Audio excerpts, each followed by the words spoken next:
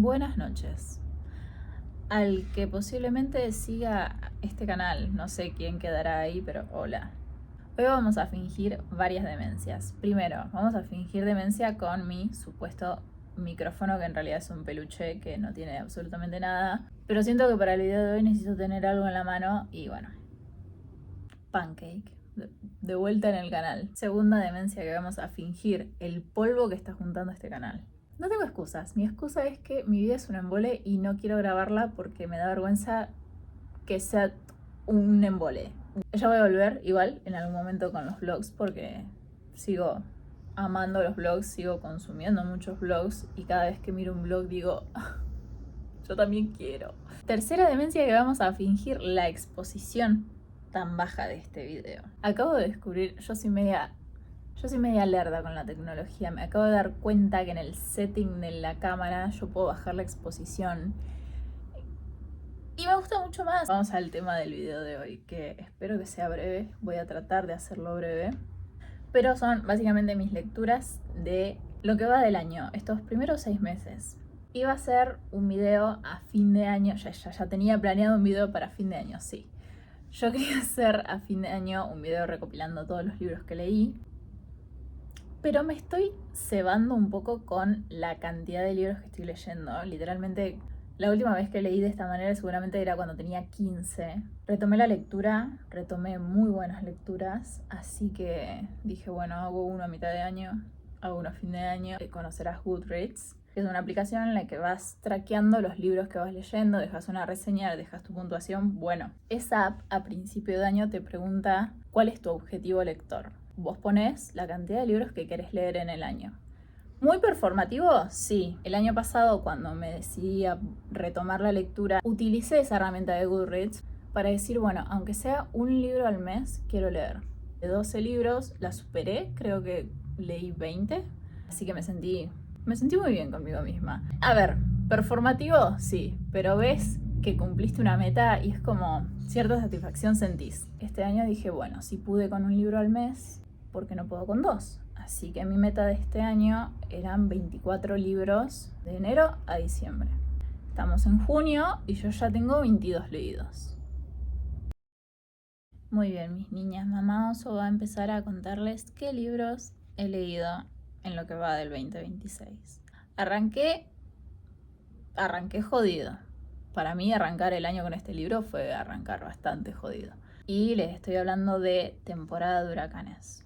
Me encantaría pelarles el libro acá y sostenerlo. Todo lo que pirateable, yo lo pirateo. Así que he leído todo por EPUB. Mil disculpas.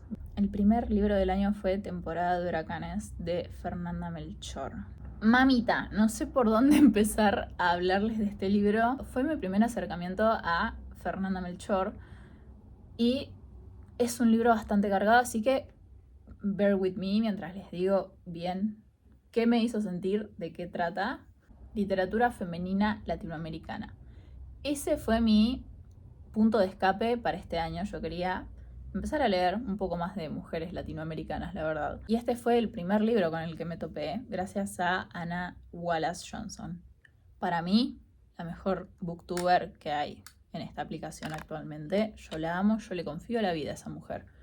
Lo recomendó, me puse a leerlo y toda esta historia comienza con el hallazgo de la bruja en un pueblo de México, pero que en el libro se llama La Matosa. Ya con el nombre a mí me dio mucha vibra de Macondo. Uno tiende a comparar con lo que ya conoce, ¿no? Entonces lo primero que pensé es Macondo. A partir del hallazgo de este cuerpo, empezamos a ver el punto de vista de cada persona que vive en este pueblito, de personas que van y vienen, de personas que son de ahí, que lleva a cómo fue asesinada y por qué fue asesinada esta bruja que era muy conocida en este pueblo, que todo el mundo iba ahí para sus gualichos, para sus mejunjes, para sus todo, para sus macumbas. Hay mucha pobreza, hay mucha exclusión social, hay mucho machismo, hay mucha misoginia y alrededor de la historia está esa sensación de que ninguno de estos personajes puede escapar de ese lugar. La verdad que no recuerdo si hay algún pasaje explícito en el que diga que los personajes están varados ahí por siempre, pero sí que es verdad que sentí ese agobio de estoy acá y no quiero estar acá y me tengo que bancar todas estas cosas. Una de las cosas que yo rescato demasiado, volviendo a Macondo un poco, es que yo cuando leí La hojarasca de Gabriel García Márquez, ¿vieron cuando el ambiente está húmedo y estás con un mal cuerpo que querés escapar de un lugar porque estás como, "Ugh, no aguanto más ese clima"? Bueno, La Matosa es exactamente igual. Lluvias, barro, sangre, tierra, es mucho para digerir. Otro aspecto a destacar es el tema de la prosa. Fernanda Melchor usa jerga de estos pueblos, de este país, que obviamente es nada que ver al mío. El libro está escrito como si fuera flujo de conciencia constante. Al personaje se le van apilando pensamientos y vos los vas leyendo todos a medida que suceden. Entonces, es muy raro que haya una pausa, es muy raro que haya una coma. Dije, este libro ya me va a poner en un reading slump. No lo hizo porque me adapté y porque la verdad que la historia está tan buena que lo quise terminar, así lo hice. Nunca está de más leer literatura femenina latinoamericana. Para el segundo libro me fui a los años 20 y leí The Lover de Marguerite Dumas, espero estar pronunciándolo bien. Pardon my French, literalmente, porque es una novela francesa. Esta historia te narra la relación de una adolescente con un hombre mayor chino. Y ya sé cómo puede sonar, pero toda la historia está narrada a base de recuerdos de esta adolescente ya en su adultez. Se mezclan recuerdos, se mezclan reflexiones de esta niña ya adulta, las emociones, y Marguerite Dumas lo hace de una manera tan sutil que no te das cuenta de lo que estás leyendo realmente. Habla mucho de su familia, de su identidad, de la identidad de los familiares, de las clases sociales de la época, porque creo que estamos en Vietnam en los años 20. El libro está muy sutilmente escrito por ser que toca un tema bastante delicado. Mi tercer libro fue La Perla, mi primer libro de John Steinbeck. Uno de los más cortitos. Arranqué por acá porque no me quiero meter en el embrollo que es The Wrath of Grapes, algo así, o East of Eden, que sé que son como 800 páginas. Así que arranqué por lo más tranqui de Steinbeck, que es La Perla. Es un libro que tranquilamente se le puede dar a los niños en la primaria. Acá tenemos la historia de Quino, su esposa Juana y su hijo Coyotito. Él es un pescador y ante una enfermedad de su hijo decide adentrarse al mar para encontrar una perla valiosa que pueda pagar los tratamientos para su hijo. Quino se embarca en esta aventura, encuentra una perla valiosa y se empieza a desarrollar una historia que no te la veías venir. Ellos creen que esto va a cambiar el rumbo de la familia, pero lo que hace esta perla es despertar codicia de todo un pueblo que son toda una manga de chusmas. Básicamente. Mucha violencia y muchos conflictos que sí le cambian la historia a la familia, pero no de la manera que se lo esperaban. Es una lectura recontra ligera, creo que lo habré leído en un día. Tiene unos pasajes muy lindos, está escrito muy fácil, pero tiene unos pasajes muy bonitos, muy remarcables, que si los tuviera en físico los hubiese subrayado. El siguiente libro que leí, según mi traqueo en Goodreads, fue La sumisa de Fyodor Dostoyevsky. Muchas cosas para decidir de este libro, la verdad. La primera es que me da mucha bronca el protagonista principal. Lo odié de principio a fin. Lo quise entender, pero es un hombre. Así que no lo entendí y lo odié cada segundo. Me salió un poco lo misándrica ahí, sí. La historia arranca con el suicidio de la esposa de este protagonista. Y le digo protagonista porque realmente la protagonista de esta historia podría ser tranquilamente la esposa que se acaba de suicidar. Pero este hombre está tan cegado por su amor propio y su tremendo egocentrismo y su tremendo narcisismo que él, junto al cuerpo, empieza a intentar armar el rompecabezas de qué pudo haber salido mal. Soy el hombre perfecto. ¿Cómo mi esposa se va a suicidar? ¿Por qué me hace esto? ¿Por qué mi esposa me acaba de hacer esto? Esto fue un matrimonio arreglado, entonces claramente creo que nos podemos imaginar que la comunicación no era el fuerte de ninguno de los dos, a medida que el protagonista empieza a narrar los hechos y se empieza a dar cuenta de ok, puede ir por este lado. Es como que él intenta formar un pensamiento y como que nunca llega, ¿entienden? Como que a medida que vas leyendo él se va dando cuenta de su forma de ser y de sus acciones. Pero igual al final del párrafo te lo voltea y dice, pero se acabo de matar. Me lo hizo a mí, personalmente, me lo tomo muy personal. Este man se justifica, se contradice, va de pensamiento a pensamiento, de hecho a hecho de qué pudo haber pasado, cuál fue el detonante que llevó a su mujer a hacer eso. Entonces vos, como lector, que también es flujo de conciencia, está escrito como flujo de conciencia, al final no sabes cuándo este tipo te está contando la verdad de los hechos o cuándo está intentando justificarse como manera de, no sé, proteger su culpa. Tal vez. Dostoyevsky hizo tan buen trabajo narrando esta historia que la verdad que hay que aplaudirle el hecho de que terminas odiando al personaje principal. Entendés desde el segundo uno que él se maneja desde el egocentrismo y que él no entiende cómo desde lo noble que es y desde lo racional que es él como hombre, cómo le pueden pasar estas cosas cuando en realidad debería ser premiado por el tipo de hombre y de persona que es. Después en la lista tenemos El extranjero de Camus. Yo creo que ya a este punto de la vida El extranjero es un clásico. Nunca me había detenido a leerlo bien. Lo hice y... Otro libro difícil de leer. Y otro libro en el que tengo que decir que fue difícil porque está desde la perspectiva de este hombre. De este personaje principal. La novela te cuenta la historia de este personaje que ni siquiera voy a intentar decir ese nombre. Y su visión tan apática de la vida, de absolutamente todo. A él nada lo perturba. Ni siquiera el crimen que comete en esta novela. Obviamente esto se vuelve desconcertante para todos los involucrados alrededor de este protagonista y para uno como lector, claramente. Uno cree que el personaje tiene una visión sana ante la muerte, que la ve como algo inevitable, pero ya su apatía te deja ver un rasgo de su personalidad en el que es preocupante que nada le afecte. Realmente toca mucho el existencialismo, el absurdismo del mundo, de la vida. Es una historia jodida de leer. Es un personaje bastante difícil de digerir, pero volvemos a lo mismo que pasa con Dostoyevsky, que te lo hace tan bien al personaje, lo llegas a odiar, querés cachetearlo por momentos, entonces cuando cerrás el libro decís, o el PDF en mi caso, cuando cerrás el PDF decís, hay que darle puntos a este tipo por haber narrado semejante historia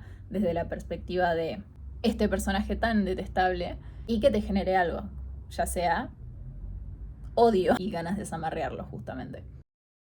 Volvamos un cachito a las mujeres, por favor.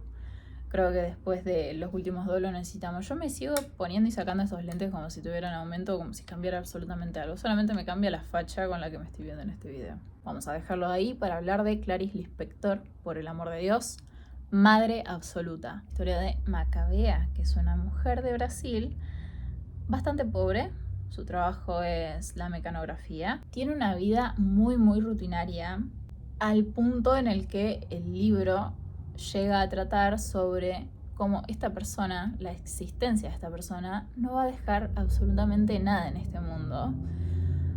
Yo sé que es una historia medio heavy para leer en tus 20 cuando la pregunta de qué mierda estoy haciendo con mi vida, qué mierda voy a hacer con mi vida, lo que estoy haciendo con mi vida está encaminado, estoy yendo por un buen camino. Yo sé que es un poco jodido leer sobre esto a esta edad, siendo mujer, pero es Clarice Lispector. Hay que leer a Clarice Lispector, se los pido por favor, si no la conocen me la googlean. Si ya la conocen, me siguen leyendo los libros que le queden de ella. Toda esta búsqueda de sentido, esta marginalidad en la que Macabea vive, estos problemas y a veces sentís que hasta falta de identidad de la protagonista te hacen meter en el laberinto de la mente de esta persona y Clarice Lispector lo hace muy bien. Por favor, lean a Clarice Lispector, que es lo único que tengo para decir. El siguiente libro fue La lluvia de fuego de Leopoldo Lugones, que no quiero desinformar, pero creo que es una reinterpretación literaria de lo que vendría siendo Sodoma como la ciudad bíblica. Está narrado desde el punto de vista de un habitante de un pueblo que empieza a presenciar lluvias literales de fuego sobre lo que siempre conoció, que es su pueblo. El personaje durante todo el relato se mantiene ultra curioso de lo que está pasando, pero completamente resignado. Es un relato que claramente pisa muy fuerte en el tema de la destrucción y el fin de una civilización como algo completamente inevitable, la fragilidad humana, y está esto de que lo cuenta desde una total indiferencia, así como en El extranjero. La sensación de indiferencia del personaje es algo que está muy presente y hay que tener en cuenta al momento de leerlo, porque para mentes frágiles esto puede afectar demasiado. Por favor, no piensen así, sean un poco compasivos, tengan un poco de corazón ante las cosas que pasan alrededor. Después nos vamos a las Asias, nos vamos a Japón, porque leí Heaven, al fin, de Mieko Kawakami. Es una historia de bullying escolar, ¿ok? Trigger warning. Tenemos a este adolescente que gracias a que es tuerto, bueno, gracias no, en consecuencia a la desviación de uno de sus ojos, recibe bullying escolar. Se siente completamente solo en esto, hasta que empieza a intercambiarse notitas con Kojima, que es otra chica de su mismo curso que también sufre bullying. Cuando se forma esta amistad, ambos intentan entender por qué sufren lo que sufren, se dan mucha compañía, intentan entender el lado del bullyingador, del perpetrador de bullying. Claramente el libro trata de el dolor que sienten estos personajes al recibir bullying, de la crueldad y los niveles de imaginación que tienen estas personas que le hacen bullying a estos dos chicos. Absolutamente nadie se interpone en la historia de estos dos chicos. Nadie, que vos decís, ¿dónde están los padres? ¿Dónde está la directora? Después la siguiente novela que leí fue Azul casi transparente, que fue, si no me equivoco, dato de color, la primera novela publicada por Ryu Murakami. La historia sigue a Ryu y a su grupo de amigos en una Japón de los años 70, que igual que de esta parte del mundo, una sociedad completamente consumida por las drogas, los excesos, el sexo, la fiesta, la música y el vacío existencial que te deja todo ese rejunte de cosas mientras está atravesando los veintitantos. No sé cuánto tiene el protagonista en esta historia, pero Ryu, cuando escribió esta novela, que es autobiográfica, creo que tenía mi edad, creo que tenía unos 23, 24 años como mucho. Ryu Murakami no es para cualquiera.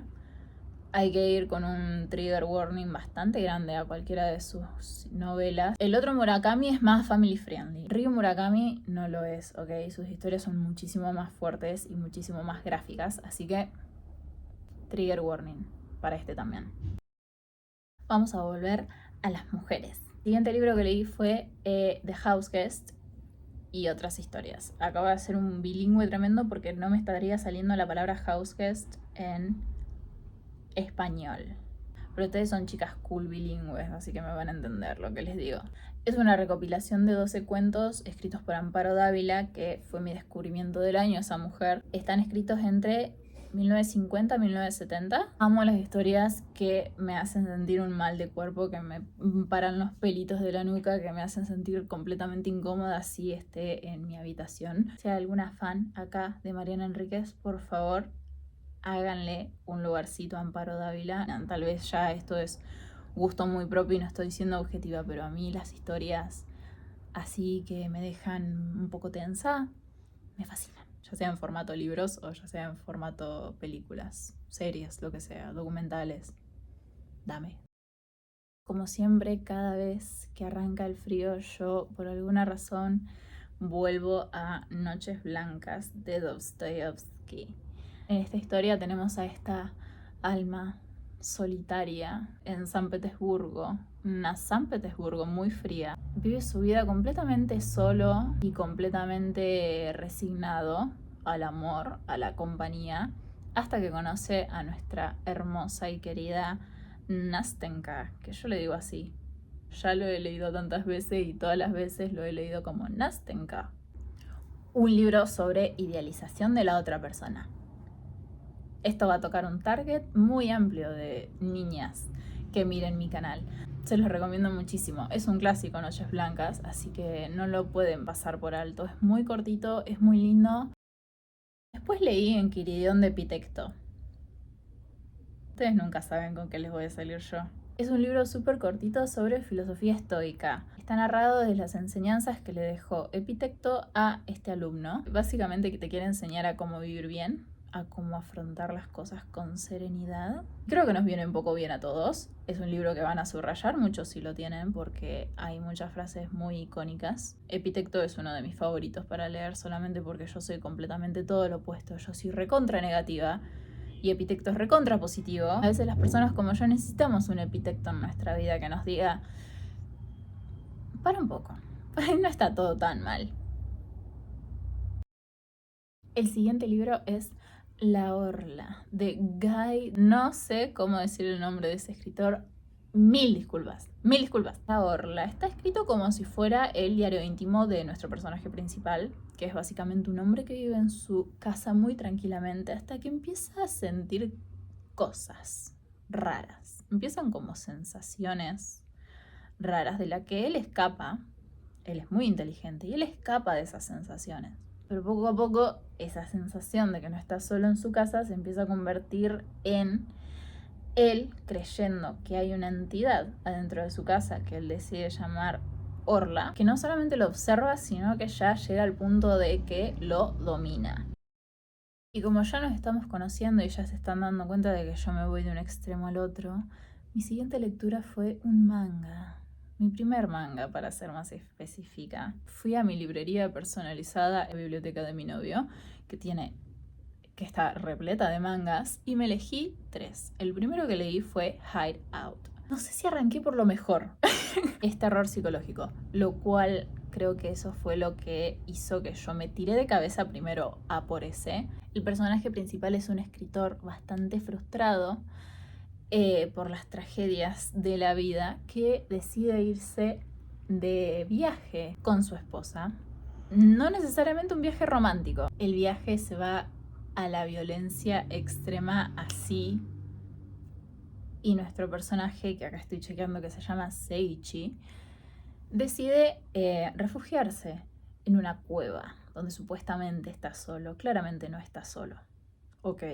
Empieza como una historia de supervivencia de él adentro de esta cueva, con la presencia del nene más feo que vi en mi vida, y poco a poco el resentimiento y la degradación mental que empieza a sufrir este personaje lleva la historia a un final completamente diferente. Es un muy buen manga, está muy bien dibujado. Miren que yo no tengo idea de esas cositas. No es my cup of tea, pero puedo apreciar el arte y está muy bien hecho, la verdad. Como diríamos las chicas que crecimos leyendo fanfics en Wattpad, es un one shot. Arranca, termina en el mismo libro y lo lees en 1 hora y media, 2 horas. Si le prestas mucha atención a los detalles de los dibujos, que es lo que yo personalmente hago, porque para algo estoy recurriendo a un manga, si no me leería un libro. El siguiente libro es un favorito de las cuentitas estas de Instagram que te dicen I'm just a girl, solamente soy una chica, no sé nada de la vida, soy estúpida. Te ponen este libro. Mi año de descanso y relajación. La verdad que me tomé mi tiempo. Yo era consciente de que estaba pateando mucho este libro, de que esperé a que se pase todo el reverendo hype que hubo alrededor de este libro y su hermosa portada muy estética y que he visto en 1000 millones de feeds de influencers. Otessa ya se convirtió en uno de mis pilares de la literatura femenina. Esta novela nos cuenta la historia de una protagonista neoyorquina, joven, bella, hermosa, a niveles desproporcionales, porque no se baña, no se lava los dientes, pero ella está intacta siempre y todo el mundo se la quiere comer entre 2 panes. Pero obviamente con un trasfondo con pérdidas y decepciones a lo largo de su vida, ya sea en entorno familiar y también de que no sabe elegir pareja. Tenemos a un Mr. Big en esta historia, para que se den una idea. Nuestra protagonista decide llevar a cabo un experimento que es dormir durante 1 año y drogarse con tutti di quanti bajo las recetas de una psiquiatra que si no está en la cárcel al momento que yo estoy haciendo este video, preocupante. Nuestra protagonista está convencida de que durmiendo ella va a ser como un reset de toda su vida, va a olvidar su pasado, va a convertirse en una persona nueva, entonces se empieza a empastillar con de todo. Esta mina no busca absolutamente nada en la vida, realmente, pero su deseo más grande es estar ausente, la ausencia. Quiere dejar de existir y no necesariamente cometiendo. Quiere estar ausente, quiere ser un ente. Y la entiendo completamente y aparte es muy conchuda con la amiga. Me quedo con cualquier otro libro de Ottessa Moshfegh, menos este, lo tengo abajo del todo.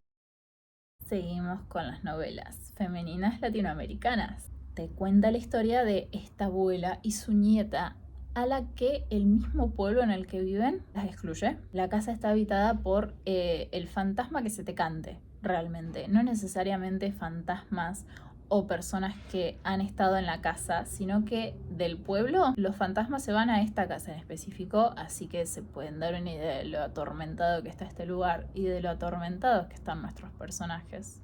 Es una historia que encarna completamente cómo el odio se pasa de generación en generación. Es básicamente de lo que trata este libro. En el medio tenemos la desaparición de un niño que empieza a destapar una cloaca de cosas familiares que han ocurrido.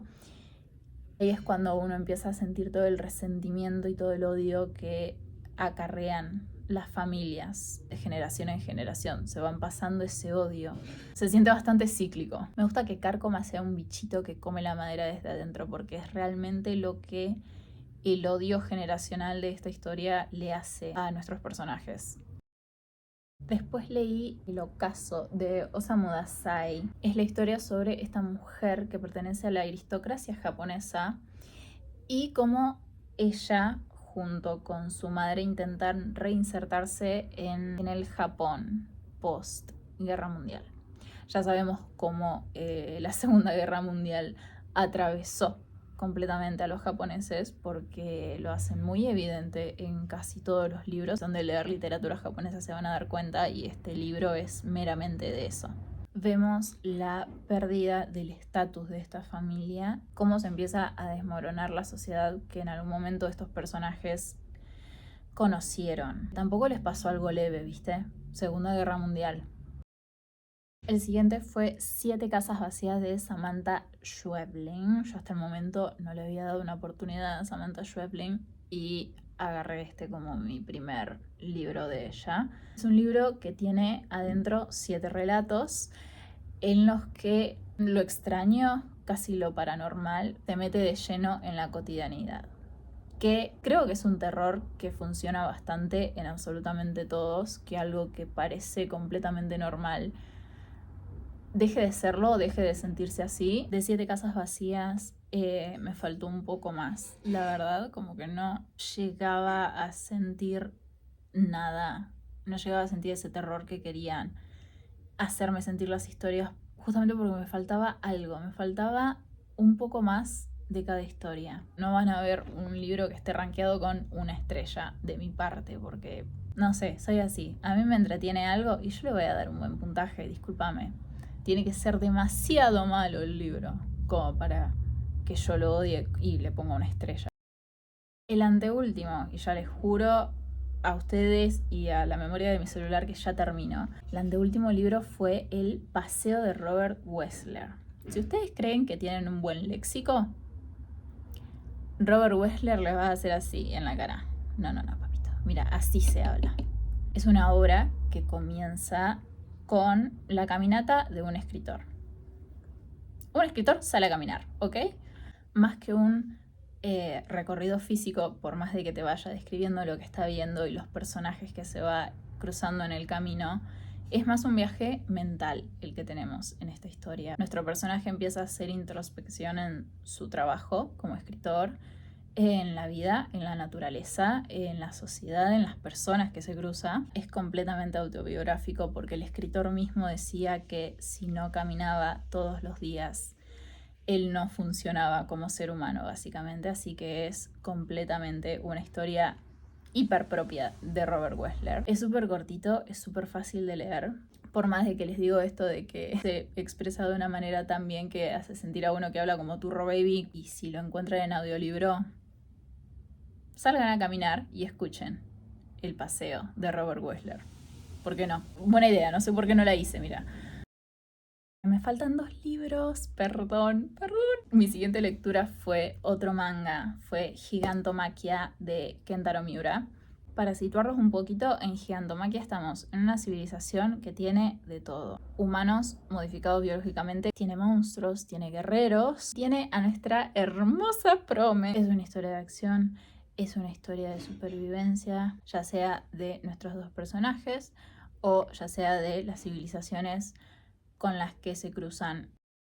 Y como último libro tenemos Las cosas que perdimos en el fuego de Mariana Enríquez. Son 12 cuentos de terror que están tan increíblemente bien hechos, pero como mezcla la situación socioeconómica de un país como Argentina con lo gótico, lo sobrenatural, lo putrefacto, lo feo. Es increíble. Siento que las historias de las cosas que perdimos en el fuego son mucho más adecuadas a mi edad. Para la gente como yo que nos gusta lo tétrico, este es el libro de Mariana Enríquez que hay que leer. Eso es todo lo que tengo para ofrecerles en este video. Me quedó marcado el lente del Shane. Me siento muy feliz de la cantidad de libros que he leído. No por cantidad, sino por calidad. Basta de querer haber leído y leer de verdad, por favor. Perdón por la desaparición de mi persona en este canal. Gracias por escucharme cuando ni yo me escucharía en esta vida, la verdad. Nos vemos, espero que se queden acá conmigo y que se lleven alguna recomendación. Me intriga eso, si alguna recomendación les intrigó tanto que compran el libro o se lo descargan. Si quieren el link, cuídense, que está todo el mundo loco. No quiero que les pase nada. Los quiero mucho. Nos vemos. Pancake también les mando un beso.